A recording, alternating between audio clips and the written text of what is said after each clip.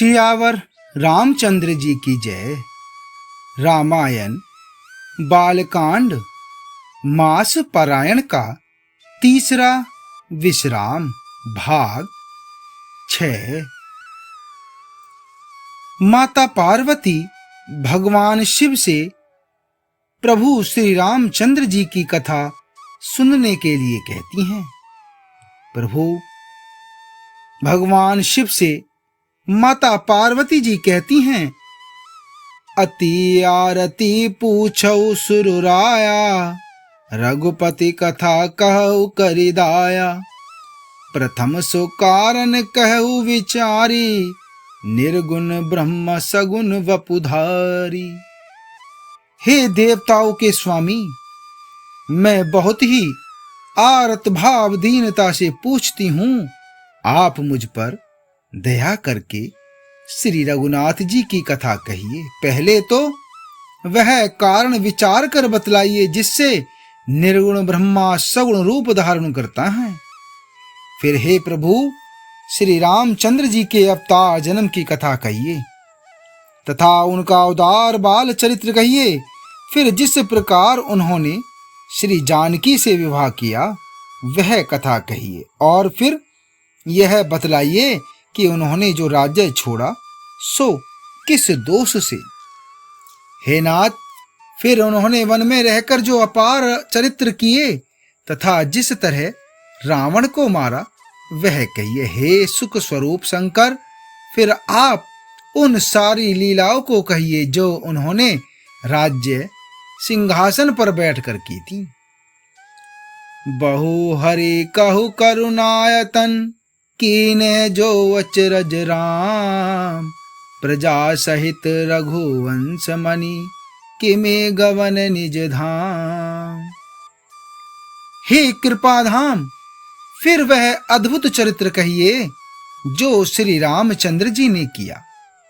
वे रघुकुल शिरोमणि प्रजा सहित किस प्रकार अपने धाम को गए। हे प्रभु, फिर आप उस तत्व को समझाकर कहिए जिससे अनुभूति में ज्ञानी मुनिगण सदा मग्न रहते हैं, और फिर भक्ति ज्ञान विज्ञान और वैराग्य का विभाग सहित वर्णन कीजिए। श्री रामचंद्र जी के और भी जो अनेक रहस्य हैं उनको कहिए। हे नाथ, आपका ज्ञान अत्यंत निर्मल है। हे प्रभु, जो बात मैंने न पूछी हो हे दयालु, उसे भी आप छिपाने रखिए। वेदों ने आपको तीनों लोकों का गुरु कहा है, दूसरे पामर जीव इस रहस्य को क्या जाने। पार्वती जी के सहज सुंदर और छल रहित सरल प्रश्न सुनकर भगवान शिव जी के मन को बहुत अच्छे लगे। श्री महादेव जी के हृदय में सारे रामचरित्र आ गए। प्रेम के मारे उनका शरीर पुलकित हो गया और नेत्रों में जल भर आया।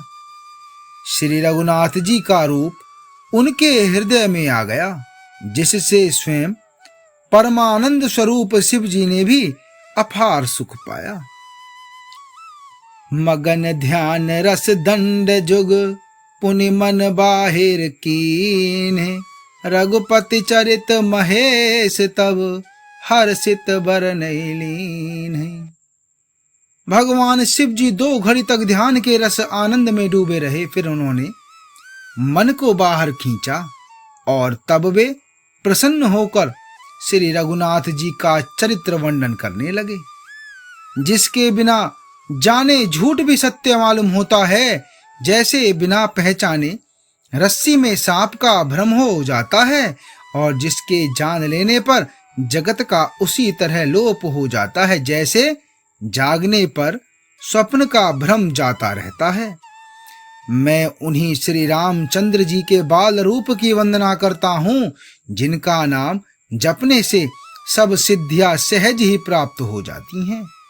मंगल के धाम, अमंगल के हरने वाले और श्री दशरथ जी के आंगन में खेलने वाले वे बाल रूप श्री रामचंद्र जी मुझ पर कृपा करें। त्रिपुरासुर का वध करने वाले शिव जी श्री रामचंद्र जी को प्रणाम करके आनंद में भरकर अमृत के समान वाणी से बोले कि हे गिरिराज कुमारी, माता पार्वती से बोले कि तुम धन्य हो, धन्य हो, तुम्हारे समान कोई उपकारी नहीं है। तुमने श्री रघुनाथ जी की कथा का प्रसंग पूछा है, जो कथा समस्त लोकों के लिए जगत को पवित्र करने वाली गंगा जी के समान है। तुमने जगत के कल्याण के लिए ही प्रश्न पूछे हैं। तुम श्री रघुनाथ जी के चरणों में प्रेम रखने वाली हो। हे पार्वती, मेरे विचार में तो श्री राम जी की कृपा से तुम्हारे मन में स्वप्न में भी शोक, मोह, संदेह और भ्रम कुछ भी नहीं है। फिर भी तुमने इसलिए वही पुरानी शंका की है। इस प्रसंग के कहने सुनने से सबका कल्याण होगा। जिन्होंने अपने कानों से भगवान की कथा नहीं सुनी, उनके कानों के छिद्र सांप के बिल के समान हैं। जिन्होंने अपने नेत्रों से संतों के दर्शन नहीं किए, उनके वे नेत्र मोर के पंखों पर दिखने वाली नकली आंखों की गिनती में हैं। वे सिर कड़वी तुम्बी के समान हैं, जो श्री हरि और गुरु के चरण तल पर नहीं झुकते। जिन्होंने भगवान की भक्ति को अपने हृदय में स्थान नहीं दिया, वे प्राणी जीते हुए ही मुर्दे के समान हैं। जो जीव श्री रामचंद्र जी के गुणों का गान नहीं करती, वह मेंढक की जीभ के समान है। वह हृदय वज्र के समान कड़ा और निष्ठुर है, जो भगवान के चरित्र को सुनकर हर्षित नहीं होता। हे पार्वती, श्री रामचंद्र जी की लीला सुनो। यह देवताओं का कल्याण करने वाली और दैत्यों का विशेष रूप से मोहित करने वाली है। राम कथा सुरधेनु सम सेवत सब सुखदानी, सत समाज सुरलोक सब को ने सुने अस जानी। श्री रामचंद्र जी की कथा कामधेनु के समान सेवा करने से सब सुखों को देने वाली है, और सतपुरुषों के समाज ही सब देवताओं के लोक हैं। ऐसा जानकर इसे कौन ने सुनेगा। श्री रामचंद्र जी की कथा हाथ की सुंदर ताली है, जो संदेह रूपी पक्षियों को उड़ा देती है। फिर राम कथा कलयुग रूपी वृक्ष को काटने के लिए कुल्हाड़ी है। हे गिरिराज कुमारी, तुम इसे आदर पूर्वक सुनो। राम नाम गुण चरित सुहाए, जन्म कर्म अगिनत श्रुति गाए। जथा अनंत राम भगवाना, तथा कथा कीरति गुण नाना। वेदों ने श्री रामचंद्र के सुंदर नाम, गुण, चरित्र, जन्म और कर्म सभी अगिनत रहे हैं। जिस प्रकार भगवान श्री रामचंद्र जी अनंत हैं, उसी तरह उनकी कथा, कीर्ति और गुण भी अनंत हैं।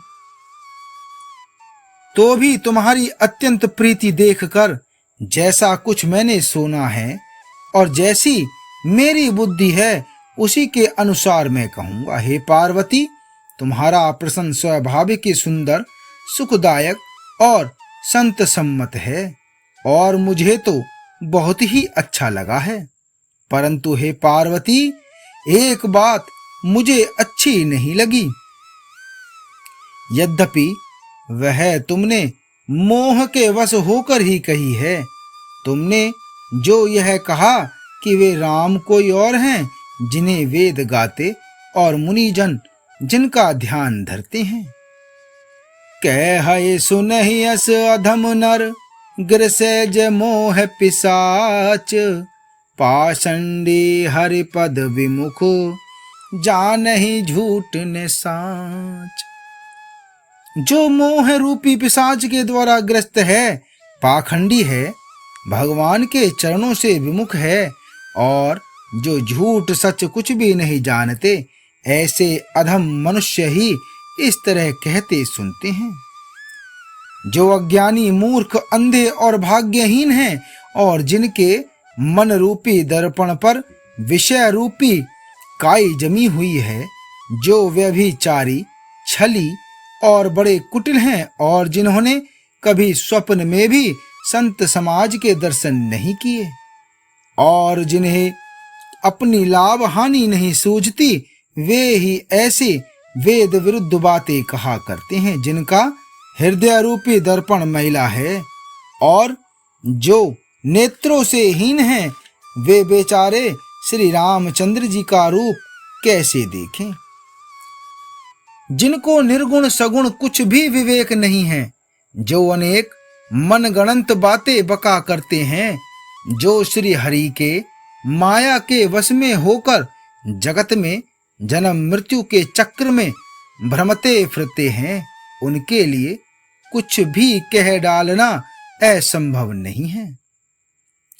जिन्हें वायु का रोग, सन्निपात, उन्माद आदि हो गया है, जो भूत के वश हो गए हैं और जो नशे में चूर हैं, ऐसे लोग विचार कर वचन नहीं बोलते। जिन्होंने महामोह रूपी मदिरा पी रखी है, उनके कहने पर कान न देना चाहिए। अस निज हृदय विचारि तजु, संशय भजु राम पद।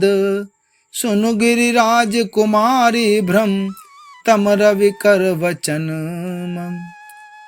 अपने हृदय में ऐसा विचार कर संदेह छोड़ दो और श्री रामचंद्र जी के चरणों को भजो। हे पार्वती, ब्रह्म रूपी अंधकार के नाश करने के लिए सूर्य की किरणों के समान मेरे वचनों को सुनो। आगे का भाग 7 में। सियावर रामचंद्र जी की जय।